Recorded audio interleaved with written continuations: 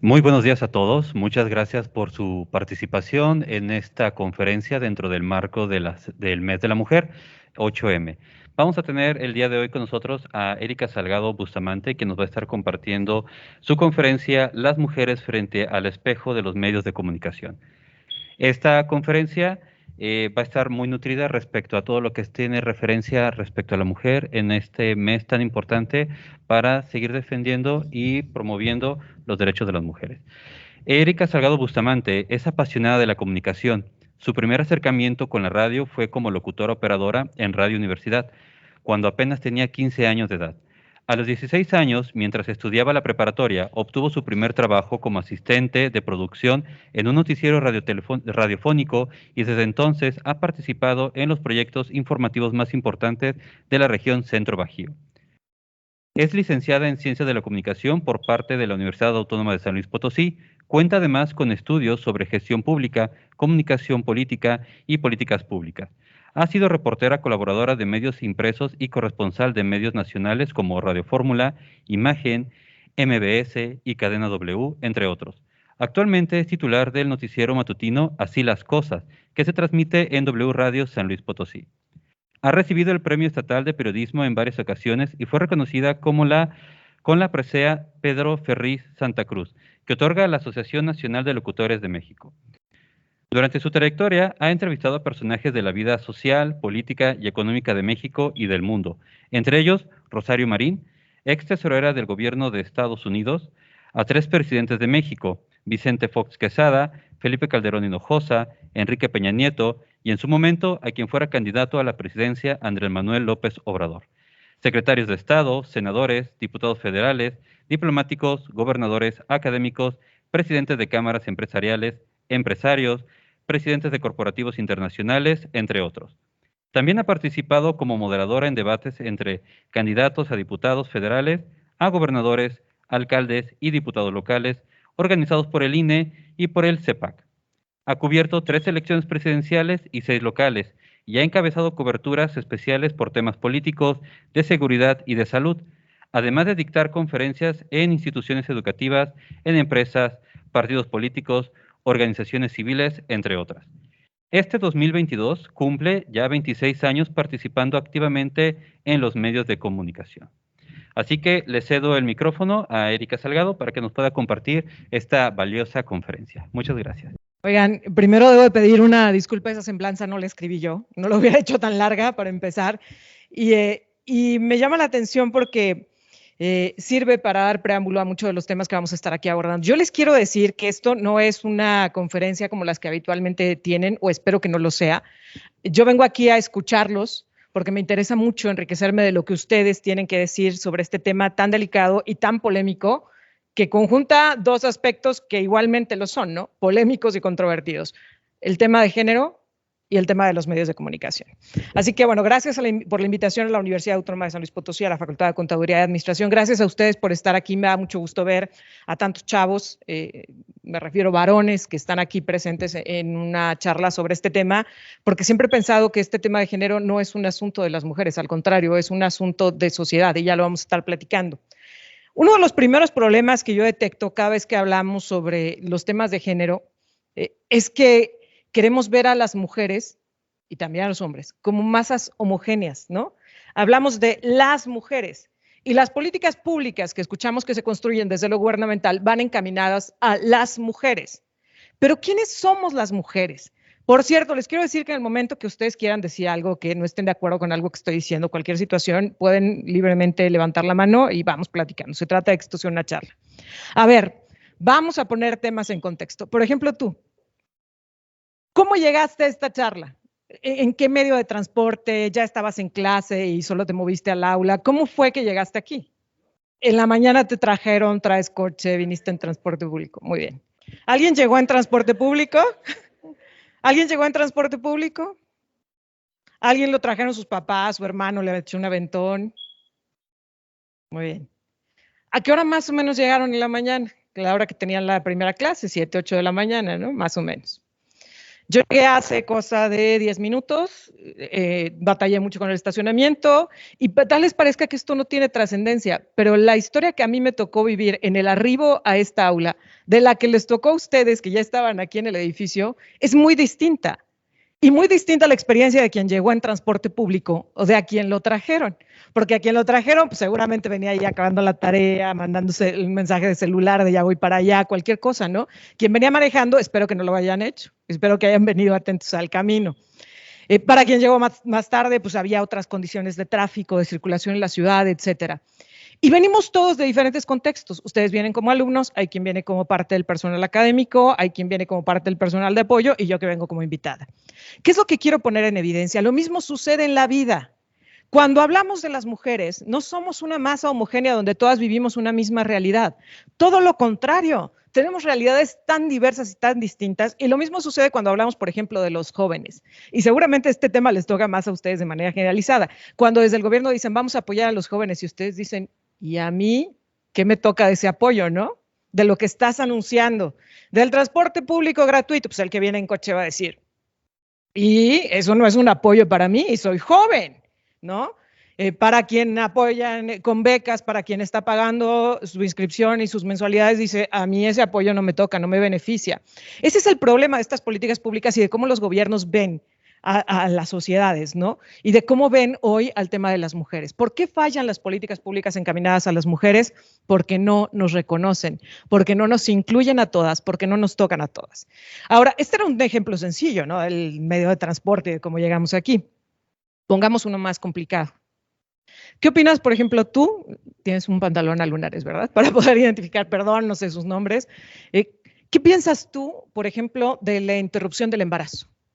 ¿A quiénes crees que beneficia una decisión como la despenalización del aborto, por ejemplo? ¿Pero a qué tipo de mujeres? ¿Todas en general? En un aula, con un grupo, digamos, reducido de personas, porque no representamos a toda la humanidad y mucho menos a todo el país, estamos teniendo diferentes puntos de vista. Ella habla del derecho a decidir generalizado de las mujeres. Ella dice para las más desprotegidas. Ella dice seguramente es para las que tienen mayor poder adquisitivo.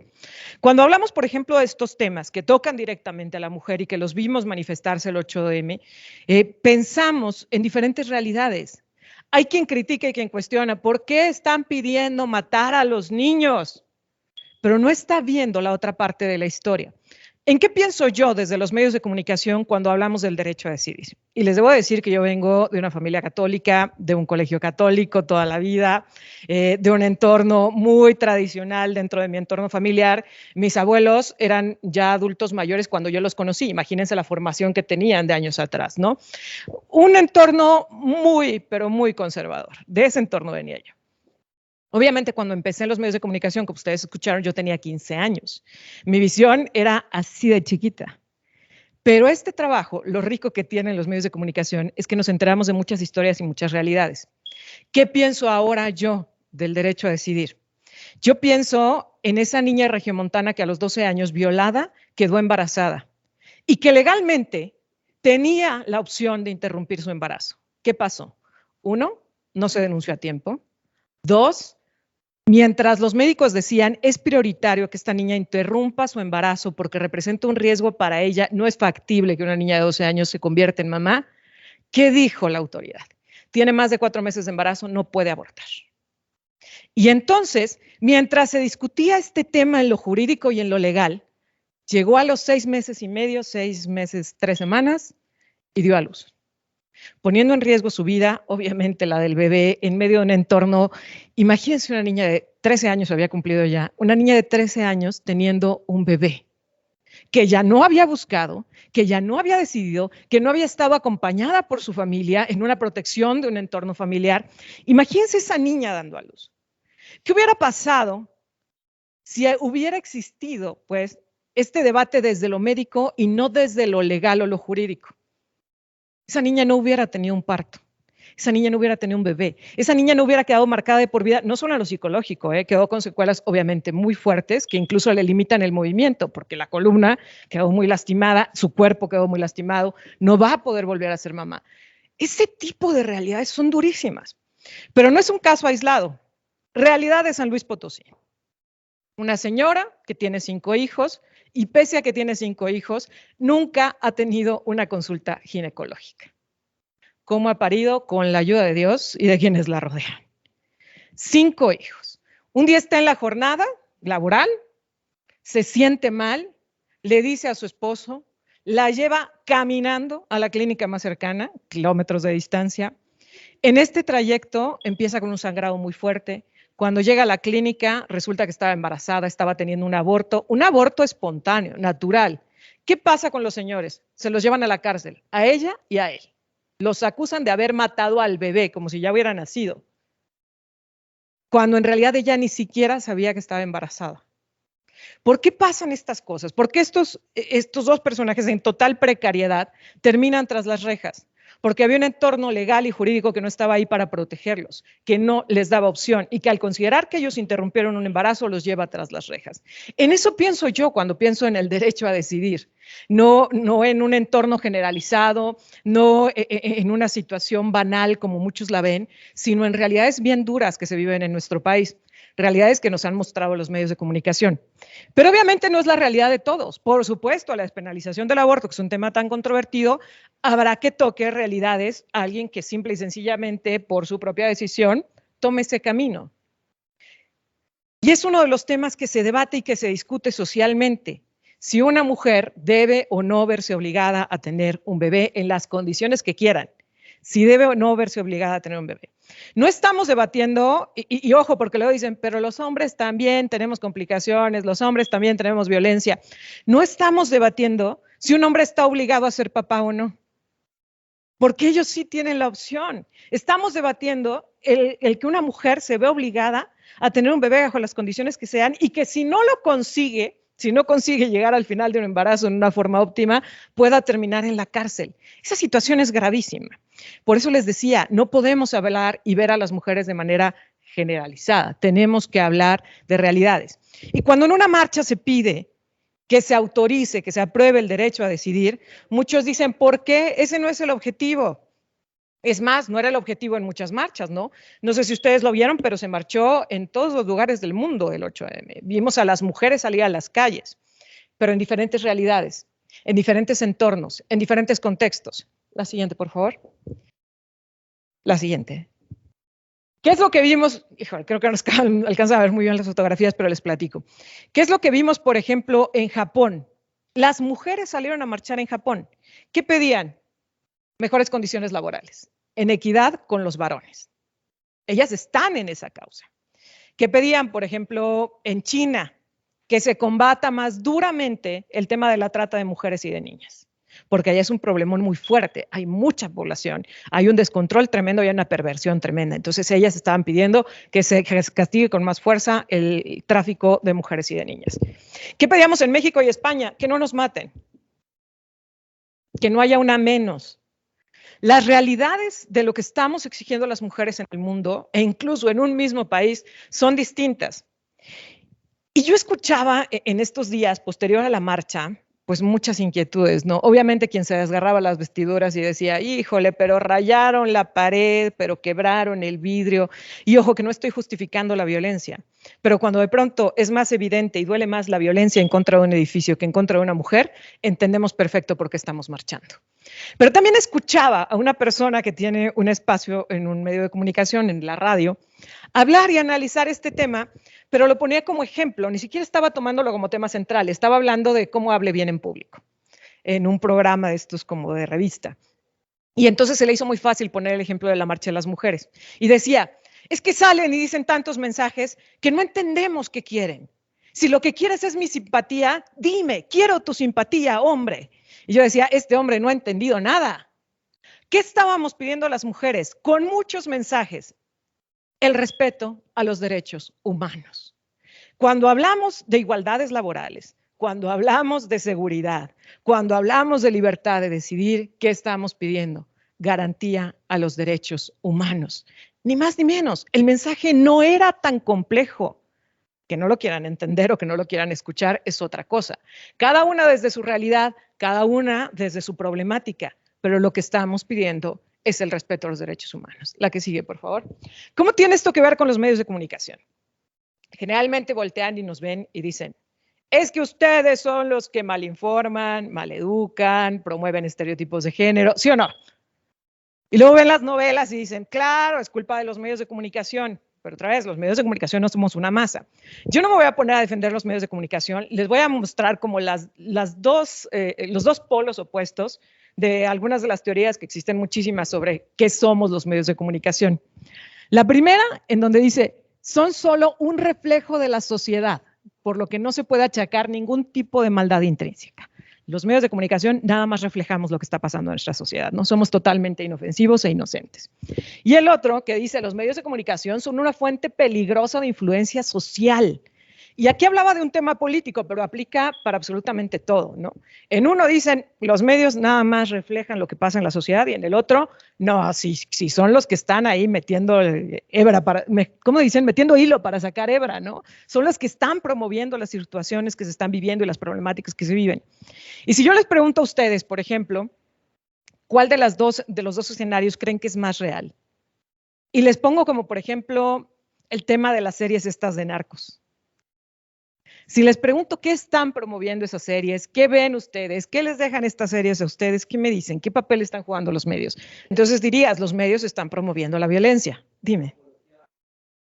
Los medios están ensalzando al delincuente, ¿no? Le están mostrando ante toda la sociedad, lo están haciendo evidente, etcétera. Y nos culparían a nosotros. Yo hoy quiero partir de una base o de una postura, digamos, en el medio más o menos de estas dos. La siguiente, por favor. Que es una analogía que en algún momento en la Escuela de Ciencias de la Comunicación me mostraron y que a mí me pareció muy interesante. Sí, somos un espejo. ¿Alguno de ustedes tiene uno de estos espejos de aumento en su baño?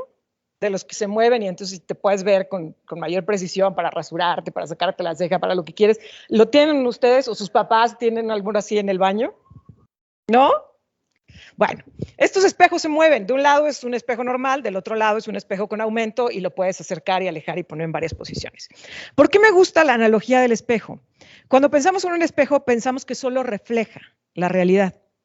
Pero esa realidad, si tú mueves el espejo un poquito, te ves distorsionado. Si lo mueves para el otro lado, se te distorsiona la cara de otra manera.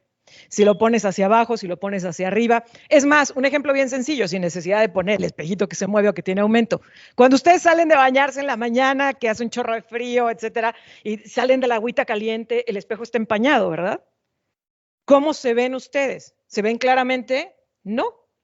Lo mismo sucede con los medios de comunicación. Por supuesto que somos un espejo. Reflejamos lo que está viviendo la sociedad en donde estamos inmersos, pero a la vez puede haber distorsiones. Algunas de ellas intencionales de quien mueve el espejo, ¿no? Cuando están delineando el ojo, llega alguien y se les mueve el espejo, pues ya se les fue la línea, ¿no? Distorsionó la realidad, intencionalmente. Pero hay también situaciones que no son intencionales, que son propias de la naturaleza del medio. El medio de comunicación no son los fierros, somos las personas que trabajamos ahí. Tenemos una educación, una formación, una percepción y una forma de proyección, de expresión, ¿no? Todo esto significa una serie de filtros para manejar los temas informativos, de entretenimiento, lo que quieran. ¿Quién hizo la serie de Narcos con Diego Luna? Pues yo no sé si lo hizo intencionalmente en hacer un personaje tan ensalzado, desde el escritor hasta el productor, el realizador, el director, todos los actores, etcétera. Si lo hicieron realmente conscientes en vamos a ensalzar al personaje, o si para ellos era mostrar una realidad y en la forma en que la mostraron terminaron ensalzándolo. Pero sucede y pasa. Y en el tema de género, el tema es muy grave, porque lo que estamos proyectando, la que sigue, por favor, son situaciones bien contrastantes. Vieron los Juegos Olímpicos, ¿no? Supongo que estuvieron pendientes de cómo se realizó el evento. Y de este tipo de notas. En los medios más importantes deportivos de México y el mundo, no faltó la nota que hablaba acerca de las deportistas más guapas, más buenonas, más deseadas, más etcétera, etcétera, etcétera. ¿Tenía que ver con lo que las deportistas estaban haciendo ahí? ¿Les daba más o menos valor el cómo se veían y si la gente les admiraba físicamente o no? Pero era nota. ¿Y saben por qué era nota? Porque la gente las lee, la gente las busca, La gente lee más una nota de estas que una en donde se den los números y los récords de cómo van estas deportistas. ¿Qué hacen los medios de comunicación? Proyectan lo que vende, porque vivimos de ser un negocio en general. ¿Y en qué estamos cayendo? En situaciones bien rudas. No me quiero sentar solo en este ejemplo, vamos a poner otro. Ustedes vieron lo que sucedió hace unos días en Plaza Citadela y en Plaza Citadina, ¿verdad? Ejecuciones, muertes. ¿Vieron las fotos? Hay una ley incluso que nos obliga a los medios de comunicación a tener cuidado con este tipo de cosas, a cuidar la integridad de las personas que se ven involucradas, a los muertos. Pero lamentablemente, como la gente busca la galería, como la gente busca la foto, terminamos mostrándola. O terminan, porque medio que yo represento afortunadamente, no, tenemos ahí todavía un poquito de pena. Y entonces nos abstenemos de hacer este tipo de cosas. En el tema de género, ¿se acuerdan del caso de una mujer que es atacada en un transporte personal, que logra escapar y pedir ayuda a una caseta de policía, logra sobrevivir, pero las imágenes eran muy impactantes porque le toman unas fotografías de la primera atención que le dan a esta mujer y tiene la espalda totalmente abierta, totalmente cortada, cercenada? Se publican. No habían pasado ni horas de que esta mujer había sido atendida, había sido rescatada, estaba viva, la estaban atendiendo médicamente y estas imágenes estaban pues prácticamente en todos los portales informativos de San Luis Potosí. ¿Por qué? Porque el primero lo sacó y la gente le dio clic. Y entonces los que no habían subido las fotos, que solo estaban dando la nota, dijeron, aquí están las vistas. Y donde están las vistas está la publicidad y está la importancia del medio. ¿Qué pasó? La publicaron. Esta mujer sobrevivió. Imagínense su familia. Yo no quiero pensar en ello, en el entorno de pronto enterarte que un ser querido, una amiga, una compañera de clase fue atacada y que te enteres porque viste las fotos en un medio de comunicación. En donde, por cierto, no conformes con las fotografías, hubo un medio, el primero que sacó las imágenes, el primero que las consiguió, puso su nombre completo y su dirección. ¿En qué peligro estaba esta mujer cuando dicen y sobrevivió? Todavía no sabían quién había sido su atacante, no había ni siquiera un resultado en el operativo para buscarlo y le estaban avisando, esta mujer está viva y por si te faltaba algún dato, por si la agarraste de casualidad y no la conocías, aquí está su nombre y su dirección. ¿En qué situación estaba su familia? ¿Por qué lo hicieron? Porque vende, porque la gente lo ve. Pocos fuimos los medios que nos abstuvimos de presentar esa imagen y de hacerla circular.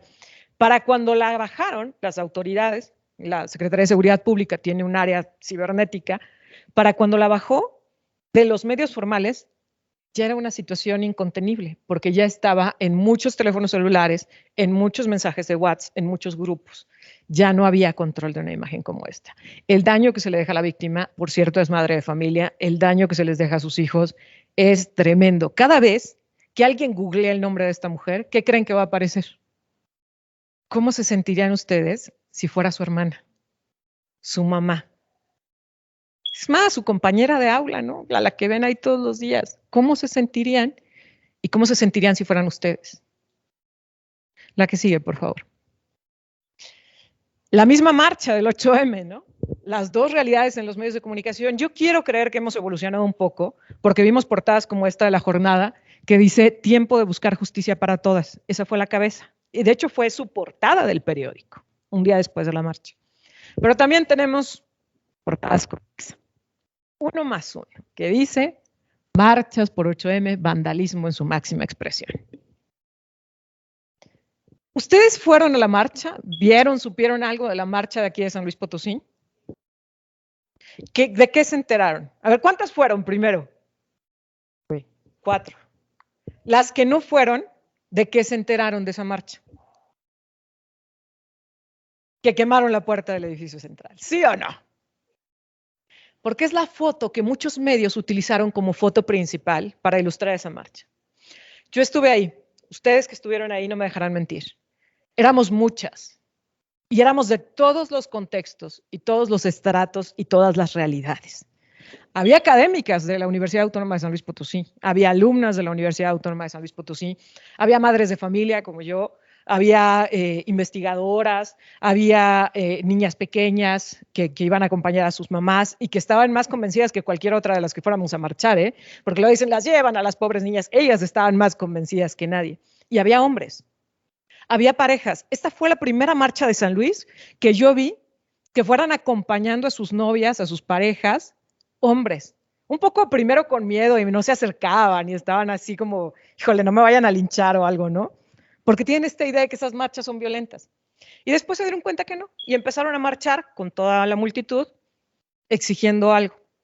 Ya no eran solo los papás o los hermanos de las víctimas en San Luis, sino eran también parejas que entienden la causa, el qué se está viviendo y por qué estábamos ahí las mujeres. Pero cuando vemos esto, cuando vemos como foto principal la quema de la puerta, muchas de aquí seguramente dijeron, eso no me representa. Muchos de los de aquí dijeron, vándalas, pandilleras, violentas, etcétera, sin conocer la historia y el escenario completo. Y ahí gran parte de la culpa sí es de los medios de comunicación, porque fuimos a través de los cuales ustedes que no fueron se enteraron de lo que había sucedido. La que sigue, por favor. Me voy a quedar en esto un buen rato porque les quiero contar varias cosas. Y en cualquier momento, insisto, ustedes pueden hablar, ¿eh? Cuando yo empecé en los medios de comunicación, pues yo estaba muy chiquita y yo ni me enteraba de lo que era este tema de la lucha de género, ¿no? Y no me enteraba tampoco porque para mí muy naturalmente se fueron abriendo los espacios en los medios de comunicación. Les decía, a los 15 años yo estaba haciendo prácticas en Radio Universidad, había muchas mujeres, todos eran mucho más grandes que yo porque todos eran universitarios y yo estaba en la secundaria, pero era un entorno bastante controlado, bastante cuidado y bastante sano. Entonces ahí yo no me daba cuenta de cómo estaban las cosas afuera. Pero a los 16 años me ofrecen mi primer trabajo como asistente de producción. Ahí como paréntesis, me pagaban 100 pesos a la semana. Pero yo trabajaba y para mí eso era muy importante. Tenía un trabajo en un medio de comunicación, en Grupo ASIR. Y ahí es cuando me empiezo a dar cuenta de muchas cosas. Primero, las personas a las que se entrevistaba, porque como asistente de producción yo hacía el resumen a máquina, las personas a las que se entrevistaba eran hombres. No se escuchaban voces de mujeres. No había una presidenta de Cámara Empresarial. Muy pocas eran las diputadas, muy poquitas, y generalmente no hablaban. Los que hablaban eran los diputados. Más, me acuerdo que una de las primeras mujeres en un cargo público fue esta Vatiquena. Y yo me acuerdo mucho de ella desde chiquita yo, porque era la única mujer que figuraba en el escenario de la política en San Luis, una de las pocas. Beatriz Eugenia, otra, ¿no? Pero eran contaditas. Y de las voces que estaban en los medios de comunicación locales, es decir, no solo en el radio o en la televisión, sino incluso de las reporteras que estaban en la calle, de quienes llegaban a alimentarme a mí de información para hacer el resumen, eran contadas. Era un mundo de varones. Y a mí eso me llamaba mucho la atención, porque yo me preguntaba dónde estaban todas esas mujeres que yo veía en mi entorno cercano, ¿no? Todas esas mujeres que yo conocía, que yo veía que estaban haciendo algo importante y que no estaban en los medios de comunicación. Tienen que entender que estoy hablando de por ahí de los 90s. En aquel entonces no había leyes de transparencia y acceso a la información pública, no había internet, no se desmayen, no teníamos celulares, vivíamos así, a lo salvaje. Y entonces, de las cosas que te enterabas y la información que corría, era la información que difundía el gobierno. Si alguien quería saber qué estaba pasando en las decisiones de gobierno, tenía que preguntarle al gobierno. Y si querían, te respondían, y si no, no. Igual en el Congreso, igual en el ayuntamiento, etcétera. En todos los niveles de gobierno esto pasaba. Había un control de la información, había un dueño de la información, y era varón. Si le querían decir el gobernador, el alcalde, los diputados, los directores, los secretarios de área, todos eran hombres. El mensaje que lanzábamos los medios de comunicación obviamente iba desde esa realidad. Afortunadamente evolucionamos, afortunadamente llegaron más medios de comunicación, llegó el internet, llegaron las redes sociales y con ello yo quiero pensar que se democratizó un poco, no solo la difusión de la información, sino las fuentes de información. Hoy, si yo quiero saber, por ejemplo, a quién le contrató Gobierno del Estado la rehabilitación del Parque Tangamanga 1, no le tengo solo que preguntar a gobierno. Puedo recurrir a la ley de transparencia, pero además también puedo investigar a través de los expertos en el tema más o menos cuánto costó la obra.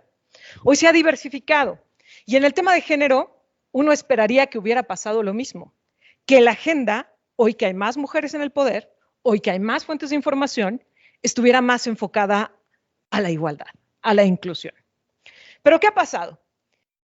Yo les cuento, cuando yo empecé, les decía, yo veía muy poquitas mujeres en los medios de comunicación. A nivel nacional, Lolita Ayala, Carmen Aristegui y una que otra que andaba por ahí dando el clima o complementando información. Pero como titulares y figuras fuertes, no las había.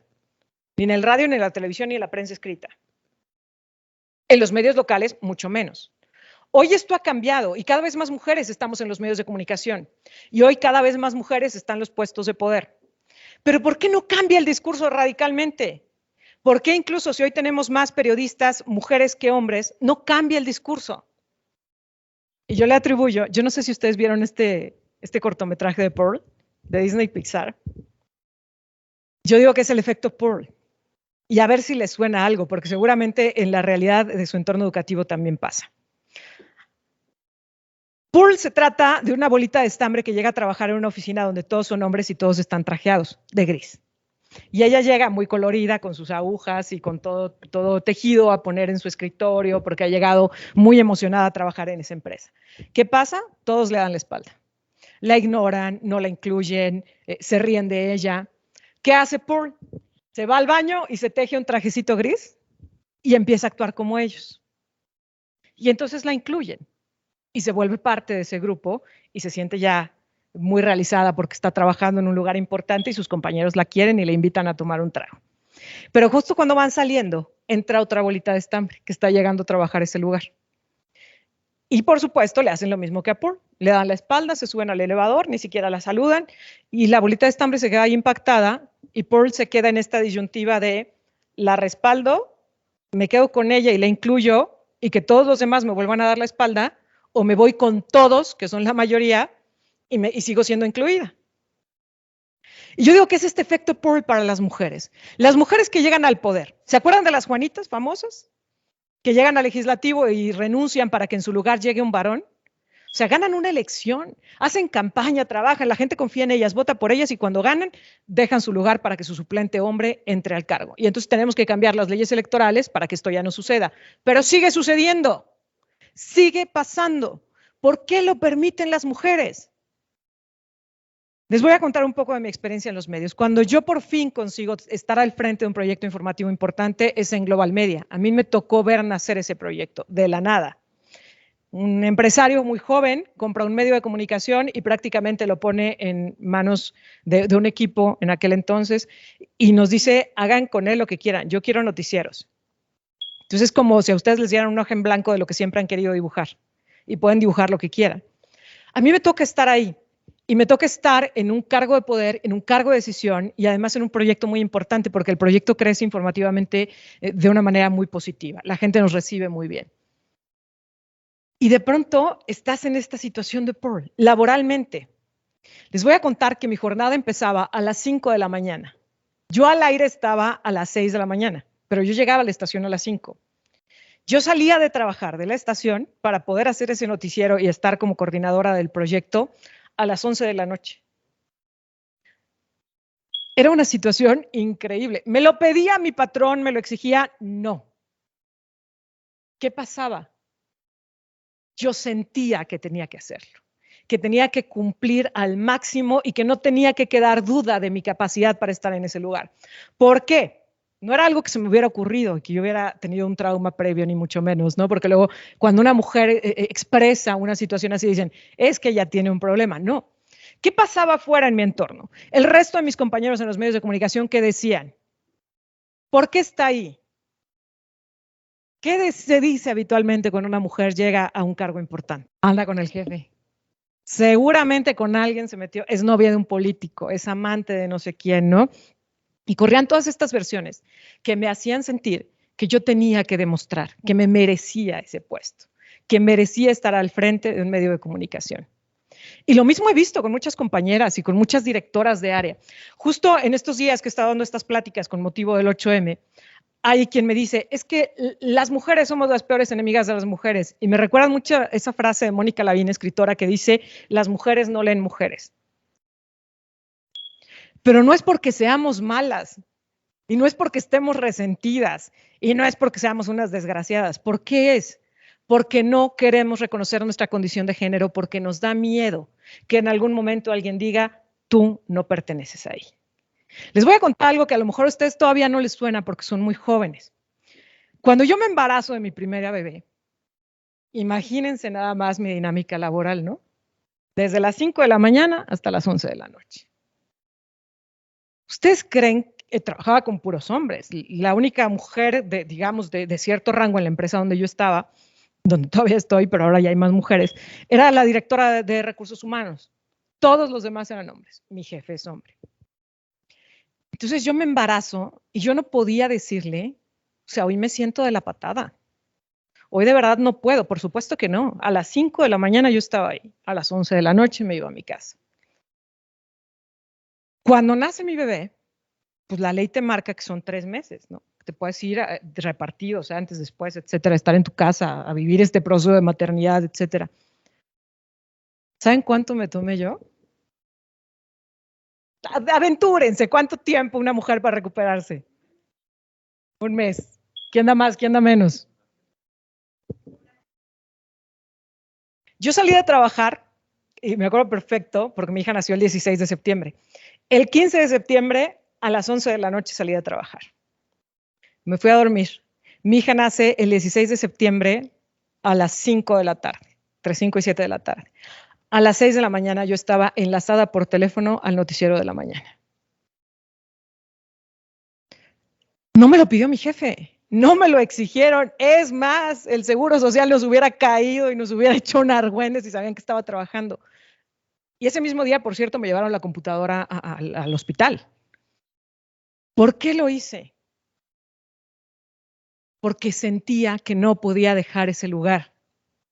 Porque en cualquier momento, lo que me había costado tanto trabajo, para ese entonces yo ya llevaba 8 o 9 años como la cabeza informativa en Global Media, sentía que si en algún momento lo soltaba, lo iba a perder. Y yo había trabajado todos esos años para perderlo. No, por supuesto que no. Yo quería sostenerlo y arroparlo y apretarlo el mayor tiempo que pudiera, lo más que pudiera. ¿Qué es lo que yo veo con estas mujeres que dicen es que son las peores porque en los permisos por maternidad se portan regachas, etcétera? La maestra que es súper exigente y súper dura y hasta se ensaña con las alumnas. ¿Qué es lo que yo veo? 1, este miedo a perder el lugar que les ha costado tanto ganar.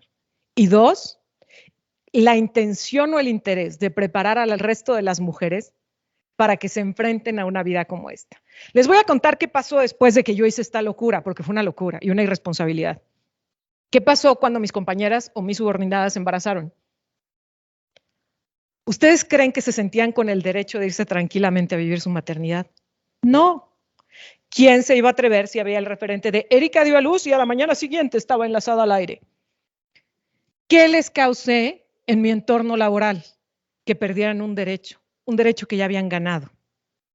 ¿Lo hice intencionalmente? No. ¿Lo hice conscientemente? Tampoco. En ese momento ni siquiera me enteré por qué lo estaba haciendo. Pero lo hice y tuvo una consecuencia. La que sigue, por favor. Y entonces, ¿a qué hemos llegado en estos momentos en la realidad para las mujeres? A esta.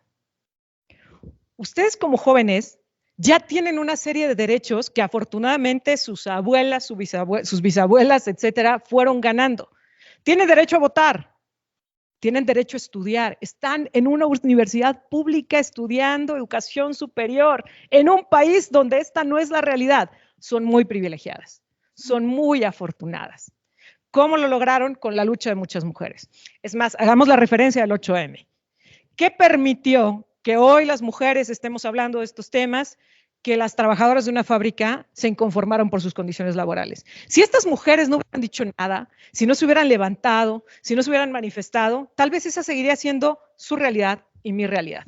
Afortunadamente no. Ustedes tienen una serie de derechos ya conquistados, ya ganados. Pueden decidir si se quieren casar o no, con quién casarse. Pueden decidir si quieren o no quieren tener hijos. Pueden decidir si quieren estudiar o no estudiar. Pero ¿qué pasa ahora?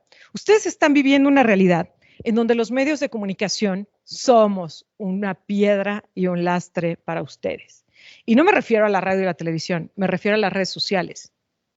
La presión que ustedes enfrentan hoy día es tremenda, porque hoy tienen que ser buenas estudiantes, buenas amigas, hay que hacer equipo, pero si ustedes no están empoderadas, se van a conformar con cualquier cosa, con que aquel que les diga que las quiere pero que las maltrata, con aquel que patrón o empleador o colaborador que no les da su lugar. Si ustedes no están empoderadas, ustedes solas se están poniendo en riesgo. Hay que empoderarse, hay que creérsela, hay que saber lo que uno vale y construirse todos los días. Y como reflexión final les diría, ojalá y todos estemos abiertos a aprender todos los días. Yo aprendo mucho cuando tengo estos encuentros y espero que ustedes también esta charla les haya dejado algo. Muchas gracias.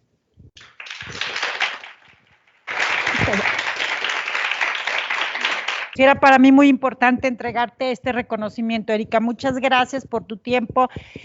Siempre está ella en los medios de comunicación, ya por ahí les leyeron la semblanza y bueno, me da mucho gusto que en este ciclo de conferencias que lo estamos haciendo, no nada más para nosotros era el 8 de marzo, es todo marzo estar haciendo ese espacio de meditación, ese espacio de ir reconociendo tanto a las mujeres que están ya en un área profesional, que están desarrollando y que el desarrollo, lo que comentabas tú, no es de un año, no es de dos, tiene que ser de toda la vida, pero también las personas, ustedes en este caso que se están preparando, chicas, hay que trabajar, hay que tener argumentos en lo que estamos haciendo y sí levantar la mano en comunidad con esas mujeres que no han tenido la fortuna de prepararse, que no lo pueden hacer, que no tienen esa facilidad para levantar la mano sobre las injusticias que se están presentando en torno a las mujeres. Gracias por su participación, pero muchísimas gracias, Erika, te estaremos invitando en otras ocasiones. Y bueno, gracias. Le vamos a entregar un reconocimiento, me voy a permitir leerlo, a Erika Salgado Bustamante por haber participado como conferencista con el tema Las mujeres frente al espejo de los medios de comunicación, que se llevó a cabo el día 18 de marzo de 2022. Muchísimas gracias. Gracias a ustedes. Gracias. Muchas gracias.